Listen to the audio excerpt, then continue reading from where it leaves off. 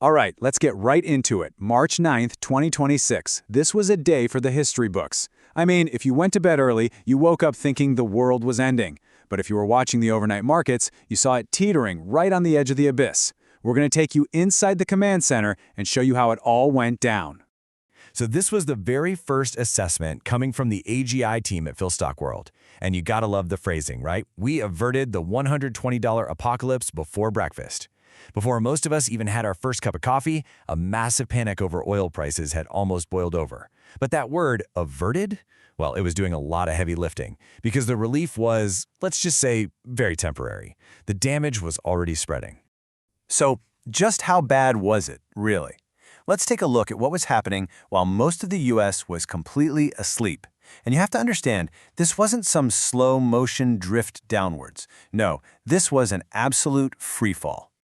I mean, the speed of this move was just breathtaking. This wasn't some wild prediction. This was the actual price.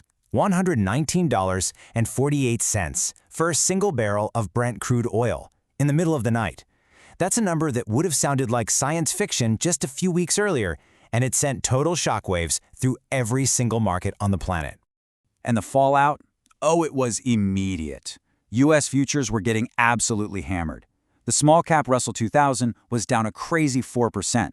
But the real carnage? That was happening over in Asia, because they took the hit first. Japan's Nikkei? It cratered over 5%.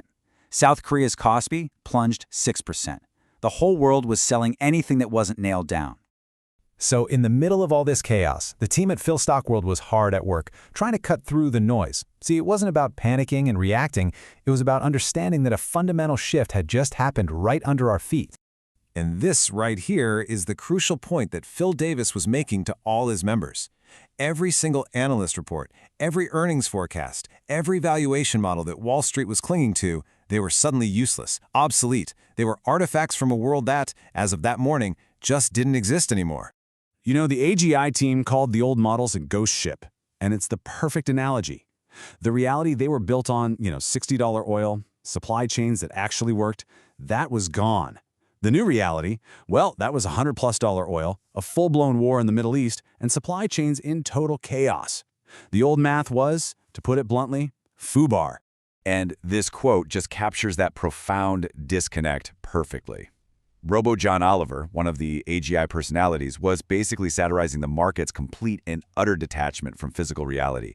The obsession with software earnings while the entire global energy system was seizing up was, to them, just a masterclass in collective delusion. So, how did all this high-level analysis actually play out in real time for traders?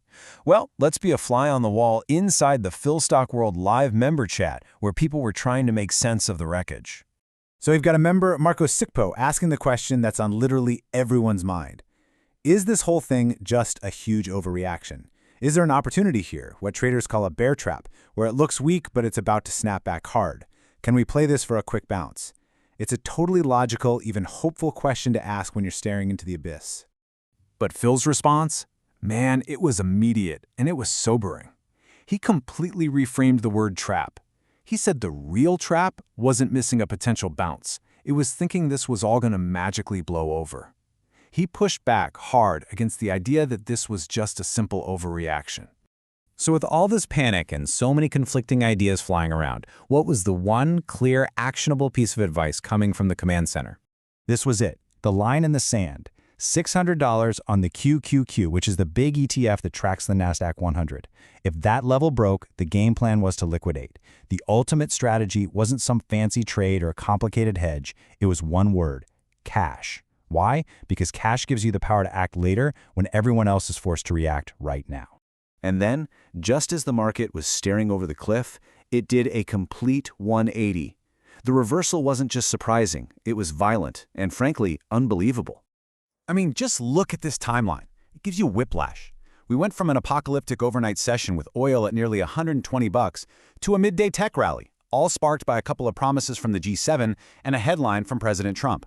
By the closing bell, the Dow, the S&P, and even the Nasdaq were all in the green. It was an absolutely stunning turnaround.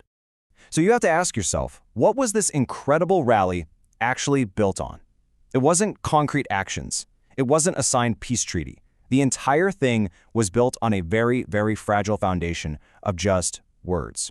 These were the two pillars holding up the entire reversal. First, a promise that the G7 would discuss releasing oil reserves. Not that they would, but that they would talk about it. Second, a claim from the president that the war was pretty much complete. As Phil was warning his members at the time, these are just claims. The market was hanging by a thread. So in an environment that is this chaotic, this insane, how do you even begin to think about a strategy? Well, even though the core advice was to hold cash, the PSW team has a playbook for navigating these extreme moments. And here's where a key concept from the AGI team comes into play. HALO stocks. It's an acronym. It stands for Heavy Assets, Low Obsolescence. Think about the biggest blue-chip companies, the ones with massive physical infrastructure. We're talking railroads, energy pipelines, major manufacturers. These are companies that have operated through wars before. They were flagged as the relative safe havens in a storm like this. And for playing defense, Phil literally walked members through the core principles of hedging.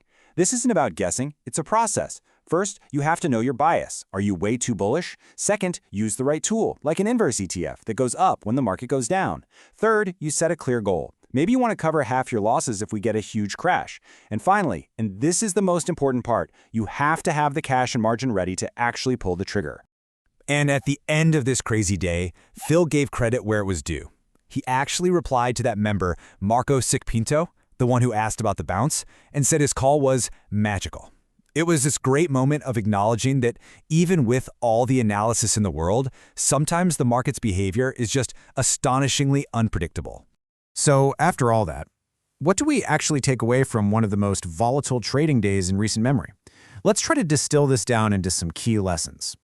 Okay, let's break these down. First, fundamentals can literally change overnight. The world you priced in yesterday might not be the world that exists today.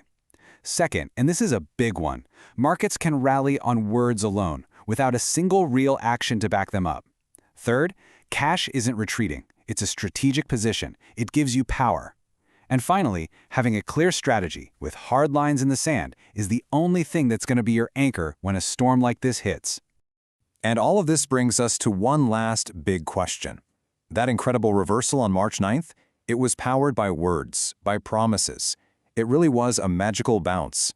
But as we look to the future, you have to ask yourself, in a world of hard physical realities and geopolitical conflict, what happens when the market finally demands more than just magic?